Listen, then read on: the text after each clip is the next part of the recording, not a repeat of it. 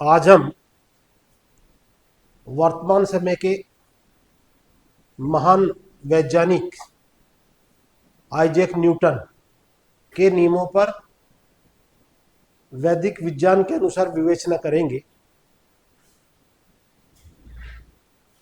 वर्तमान समय में बहुत अधिक आविष्कार इस नियम पर ही आधारित है।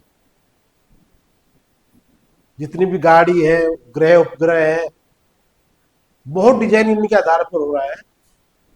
तो आज हम वैदिक विज्ञान के आधार पर इनकी विवेचना करेंगे, इन तीन नियमों की।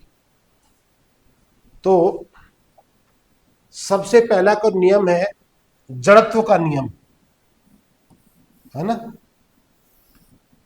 पहला नियम क्या है? जड़त्व का नियम। इसको समझने के लिए, अच्छी तरह समझने के लिए हमने इसके दो पार्ट किए हैं।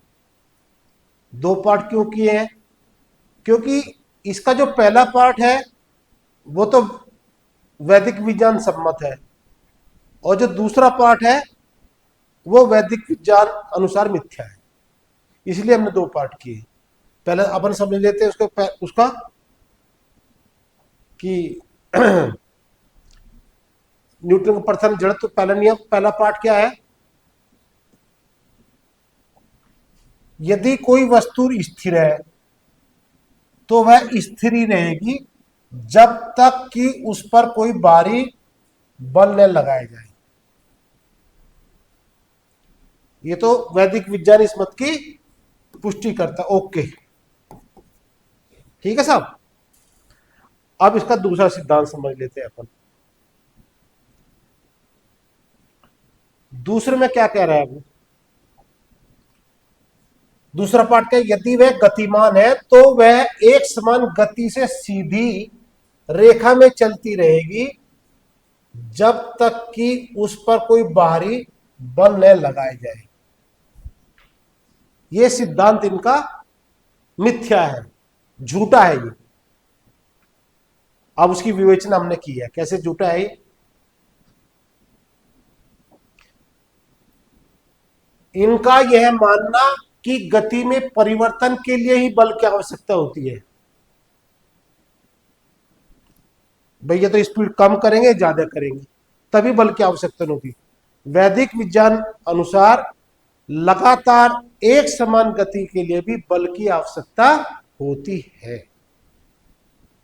ठीक है, लगातार बल की आवश्यकता होती है। अब सृष्टि का प्रत्येक अणु, इलेक्ट्रॉन, प्रोटॉन, क्वार्क, ग्रह, उपग्रह, सूर्य, गैलेक्सी, सभी लगभग एक समान गति कर रहे हैं। कर रहे, इलेक्ट्रॉन गति कर रहा है एक समान, प्रोटॉन एक गति से आ रहा है। तो ये तो क्या कह के पिंड छूट गया कि एक समान गति कर रही है, ऐसे बल की जरूरत नहीं है। पर वैदिक विज्ञान अनुसार इन कणों में गति ईश्वर के बल के बिना सूर्य गति नहीं कर, कोई गति नहीं कर सकता।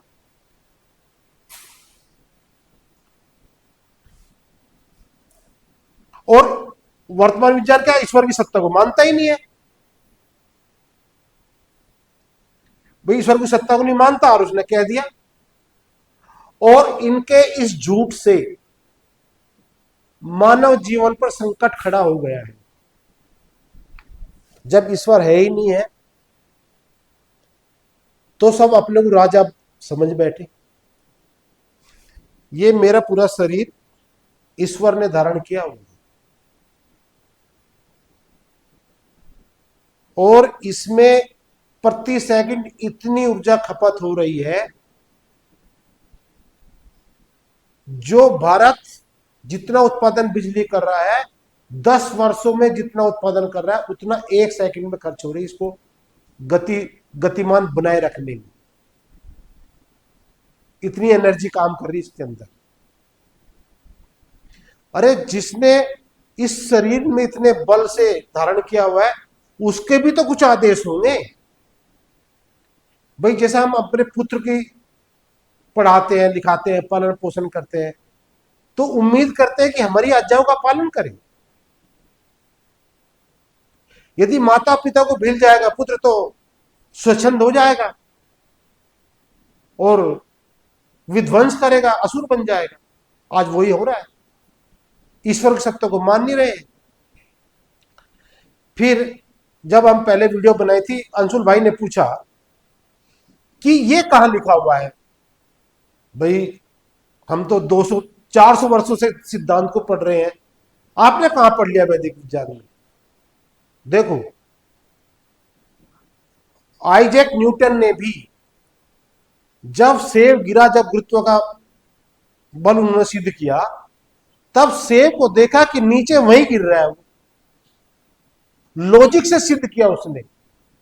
हम लॉजिक से भी सिद्ध कर रहे हैं कि जैसे हम स्कूटर लेकर चलते हैं, हम 140 किलोमीटर की स्पीड से गति करें, पर लगातार डीजल खर्च हो रहा है कि नहीं? ऐसा बता दो जो लगातार गति में बल की आवश्यकता नहीं है। अच्छा, एक वो कहते हैं निर्वात में गति कर रहा है। निर्वात जैसा जैसा सोचता है वर्तमान विज्ञान, ऐसा जहां तक ये विज्ञान जानता है, कहां तक जान पाया अभी? 10 की घात 26 मीटर तक शायद जान पाया है।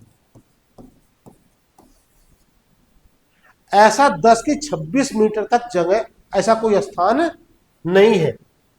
ये मीटर है। हाँ, इसके बाहर जरूर हो सकता है।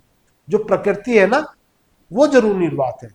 न उसमें द्रव्यमान है, न उसमें ऊर्जा है, न ताप है। पर जितना वर्तमान विज्ञान जानता है, क्योंकि वर्तमान विज्ञान किसे जानेगा? फोटोन से जानेगा। आज जहां फोटोन गति करेगा वहां तो स्पेस रहेगा ही। स्पेस है तो मटेरियल है ही है। तो जहां तक वर्तमान विज्ञान जानता है, वहां तक निर्वात जैसी वस्तु, खाली जगह कोई नहीं है। ठीक है।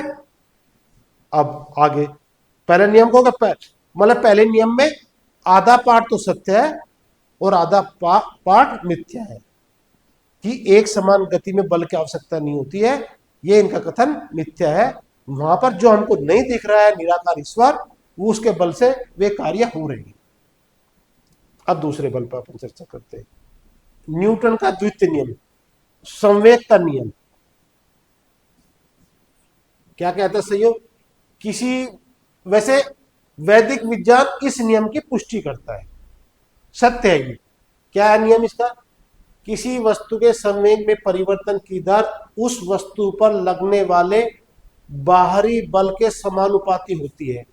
इसका अर्थ है कि बल द्रव्यमान और त्वरण का गुणनफल होता है। सूत्र F बराबर ma। ये तो ठीक है इनका, ठीक है ना? हम इसकी पुष्टि करते हैं। फिर तीसरा नियम क्या है इनका?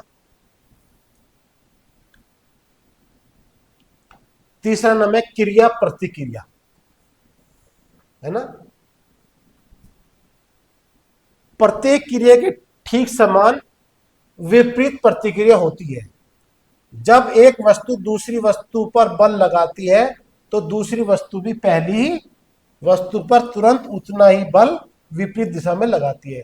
जैसे मैं बोर्ड पर फोर्स लगा रहा, तो ये भी इस पर फोर्स लगा रहा है और तभी लिखा जा रहा है। ठीक है। उदाहरण से बंदूक की गोली छोड़ने पर पीछे की ओर झटका लगना, या नाव से कूदते समय नाव को पीछे जाना। वैदिक विज्ञान इस नियम की पुष्टि करता है। और आगे क्या कहता है वो? वर्तमान विज्ञान क्या कहता है? कि ये नियम क्वांटा पर नहीं लगते, पर वैदिक विज्ञान अनुसार ये जितने नियम मैंने बताए हैं, सारे नियम क्वांटा पर भी कार्य करते हैं। जैसे सूर्य से जब फोटोन चलता है, गति करता है 3 लाख किलोमीटर की, तो उसको क्रिया तो क्या होगी? फोटोन की गति आना, पर प्रतिक्रिया आकाश तक उसको सपोर्ट देता है गति करने के लिए। वो वर्तमान विज्ञान तो आकाश तक जानता नहीं है, इसलिए कह रहा है कि निर्वात में वो गति कर रहा है अपने आप। वो यहां भंग मानता है नियम, पर हम यहां कहते हैं यहां नियम लागू होता है। ये फोटोन पर भी ये नियम लागू होता है। आज का विषय इतना ही था। नमस्ते।